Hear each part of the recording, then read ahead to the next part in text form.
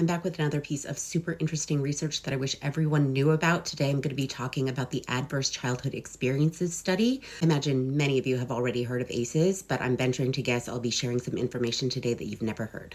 This is a big one, so I'm going to break it up into a 3-part series. Lots of trigger warnings with this one. I will be talking about child abuse. I will be talking about sexual abuse. I will be talking about domestic violence, suicide, premature death, etc. Proceed with caution. A lot of people are surprised when they find out that the association between childhood trauma and bad outcomes in life is relatively new. And this was discovered by a medical doctor, not a psychologist, who was working in an obesity clinic. This clinic was run by a man named Dr. Pt.3. He was interested in studying weight loss techniques. He helped a woman lose 275 pounds in less than a year. And then a few months later, she gained back 37 pounds in 3 weeks. He asked her what happened. She said she was sexually harassed at work. She subsequently gained back all the weight. We asked her why she had had such an extreme reaction to the harassment. She said that she had been sexually abused as a child. So long story short, he polls everyone at the clinic and finds that more than half of them have experienced sexual abuse, among other forms of abuse. When he goes to the literature to examine the association between childhood trauma and weight gain, he can't find anything connecting childhood trauma to physical health. So he recruits Dr. Anda at the CDC to see if they can, on a large scale, measure whether or not people who are struggling with physical health problems also have a history of childhood adversity.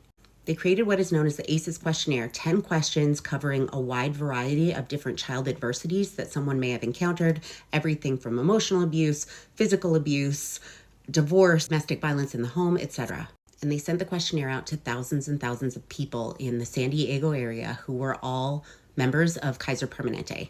And sure enough, they got a ton of responses. When they started analyzing the data, they were shocked to find that almost 2/3 of the individuals who had submitted surveys reported having experienced at least one ACE, and most of them more than one ACE. They had absolutely no idea that childhood adversity was so prevalent, and bear in mind who we're talking about.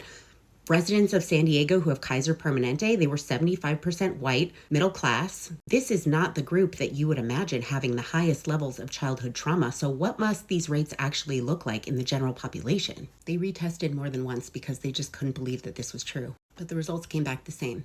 So what they did was they started comparing the number of ACEs that people reported on the survey to their health records from Kaiser. They were looking at physical health outcomes, things like diabetes, cancer, lung disease, depression, etc. And they were also looking at behavioral outcomes, things like alcoholism and drug abuse.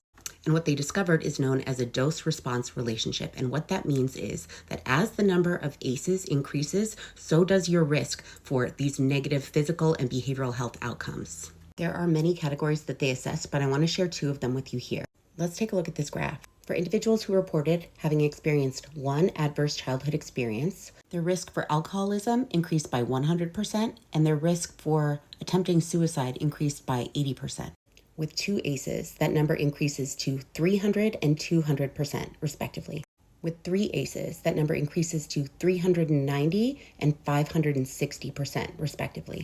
And with 4 ACEs, an individual's risk of developing alcoholism increased by 640%, and their risk of committing suicide increased by 1,220%. These findings are devastating, but perhaps the most staggering finding is that for individuals who've experienced 6 or more ACEs, on average, their lifespan is roughly 20 years shorter. In part 2 of this video, I'll be talking about how that is even conceivably possible. But in the meantime, feel free to check out the resources in my bio. I have linked to the article from Pt.3 and colleagues, as well as the ACE questionnaire and some of the graphs referenced here.